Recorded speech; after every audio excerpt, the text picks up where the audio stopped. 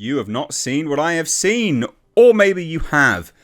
This will be my review of Season 2, Episode 1 of The Rings of Power. Good God, ladies and gentlemen. Good God. We're going to review these episodically. They have been very, very smart, Amazon have, with their episode releases. This season, they've released 3 episodes in one go. Now, I can't remember if they did that for Season 1. But this was a long episode. It was over an hour and like 16 minutes. Now, the reason why they've done, a 3-episode premiere with such long episodes is so they can boast high view numbers again. This is how streamers do their viewing figures, is sort of overall watch time divided by minutes, etc. Or 60 minutes, so on and so forth, which equates to a view. It's how Disney does it. It's a bizarre way of doing it. And it doesn't hold up. So that's why Disney, as well as Amazon, you'll see them releasing multiple episodes in one go for shows that they don't think will do very well. The Acolyte for Disney, they released 2 episodes in one go.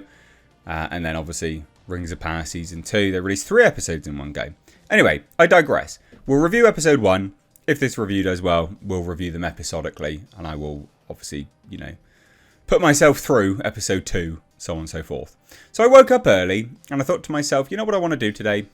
I'm feeling, somewhat masochistic. I want to punish myself.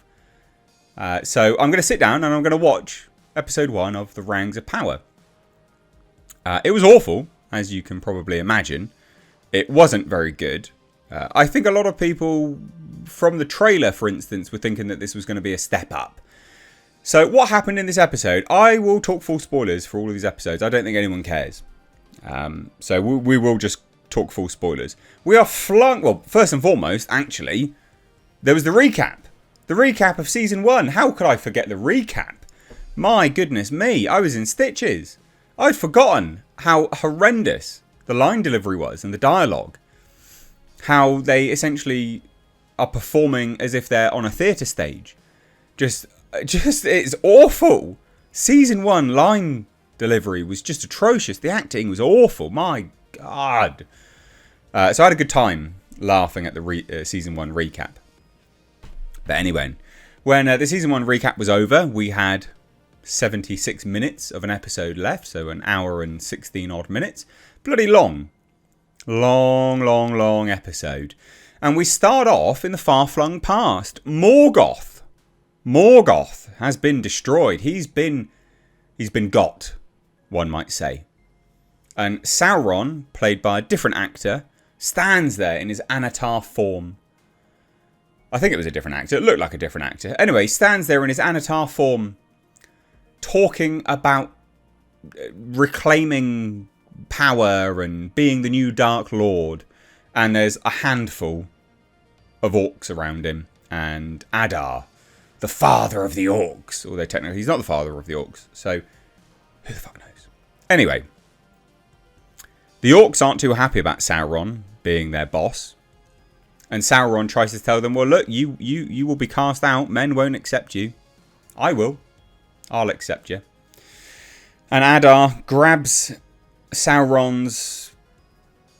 Well, I guess maybe it was even Morgoth's. But grabs Sauron's crown. And proclaims him the new Dark Lord. Goes to put it on his head. And we had heard last season Adar killed Sauron, remember? Well, he didn't. Well, he tried to. Anyway, what happens was Adar, he's holding the crown. And you're like, oh, this is tense. I wonder what will happen here. Ugh. Flips it around, even though he doesn't need to. Because the crown has spikes either way. It's up or down. And jams it into Sauron's back. And then all the orcs come down on high, all 12 of them, and begin stabbing Sauron. Oh, he's dead. They try and kill Sauron. Anyway, Sauron's on the floor, and he does one of the most egregious things in cinema. He lets out a gigantic blue beam into the sky. No fucking word of a lie. That literally happens. And he freezes everything. in wherever he is. It's the place at the start of season 1. That weird castle thing. Anyway, and then he disappears. But he doesn't disappear, does he? His blood. Ooh. This is the whole opening act, by the way. His blood trickles down, down, down, down, down we go. Until it creates a puddle. And then some time passes, presumably. So he's a puddle of blood for some time. Don't know how. And just by luck, literally by luck, a rat comes down to have a drink from this puddle. Well, he doesn't have a drink from the puddle. A bunch of worms, which look like, I don't know, those weird Halo monsters, come out, grab the rat, kill it. And then from there, he reconstitutes into still worms, actually. Sauron is worms for like the first 10 minutes of the episode. Until he just so happens, literally by chance, to find a man. Well, a woman. A woe-man. If Amazon could define woe-man. And then seeks her sustenance. And then, oh, there you go. Charlie Vickers, Halbrand, Sauron is born. So what we're led to believe by the opening of Rings of Power Season 2 is Sauron was a puddle for years. And just so happened to come across a rat by coincidence and used it to reconstitute himself into more worms. Well, into worms. And then just by sheer chance, he came across various animals and then a person. Fucking bravo. Bravo, Amazon. That is amazing writing. Fucking hell. How'd you come up with that? How'd you come up with that? Wow. And I'm not lying. That literally happens. Anyway, then he's on a bit of a revenge mission, isn't he? Oh, Halbrand. Oh, Sauron, not Sauron. Oh, he's on a revenge mission.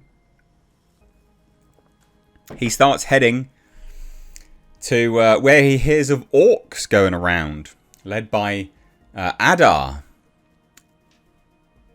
Obviously, he doesn't go immediately there. This is the story, essentially. This is the prequel story of how Sauron met Galadriel and how he stole his sort of pendant of men that indicated he was the Lost King. It's so fucking lame. So lame. I don't understand why they did this. And by coincidence, he somehow managed to reconstitute himself. It's so lame. So lame. Anyway, from there, ladies and gents, we flash forward. Oh, we flash forward to Adar in his camp in Mordor. Yep, New Mordor. New Mordor. Because they created Mordor at the end of Season 1. Don't forget. They created Mordor at the end of Season 1. And it ended, remember, with Sauron, not Sauron, but Sauron, looking at the camera, winking. Not actually winking, but he might as well have. Fucking might as well have. Winking at the camera and marching on into Mordor that he just created. So we're led to believe that actually he just got caught by a bunch of orcs and brought towards before Adar. That was it. So that cliffhanger ending of Season 1, what immediately precedes that is he gets caught and then brought before Adar. Amazing writing. Love it. Anyway, Adar's like, oh, you're the Lost King. You're the Lost King. You're going to tell me what you know of Sauron or whatever. And so he gets chained up. Sauron still doesn't have power, presumably. I don't really understand. Because he does have power, but he doesn't have power. Sauron manages to convince Adar to let him go, but not before he communicates with a warg. Presumably it's a warg anyway. It's a rat dog looking motherfucker. And then he heads on over to Celebrimbor. I always thought it was Celebrimbor, but never mind. Celebrimbor. Because he wants to make more rings. Anyway, whilst all that's going on, we've got Guy Ladriel. Oh, yes, we've got Guy Ladriel. Racing off to go and grab the rings from Elrond. They're chasing each other on horseback. And she's got a weird twitchy face again. Very, very bizarre actress. How she twitches her face all the time. Anyway, this is the side mission that's happening with the whole Adar and Sauron, not Sauron, but Sauron. Guy Ladriel chases after Elrond. He races off up to the High King Elfman and talks about the rings. And the High King's like, well, do you know what I mean, mate? We could probably do with these rings. We could probably do with these, actually. It'd be good if we could have these rings, Guy Ladriel. That'd be great. If you could just get on board, that'd be good. And Elrond's like, no, you can't have the rings, even though you're my king. Bye-bye. I'm going to jump off a cliff. So he jumps off a cliff. Anyway, he goes to speak to another elf that's presumably older and wiser than everyone, who is responsible for making boats. He's the boatman. Boatmaster. Boat king.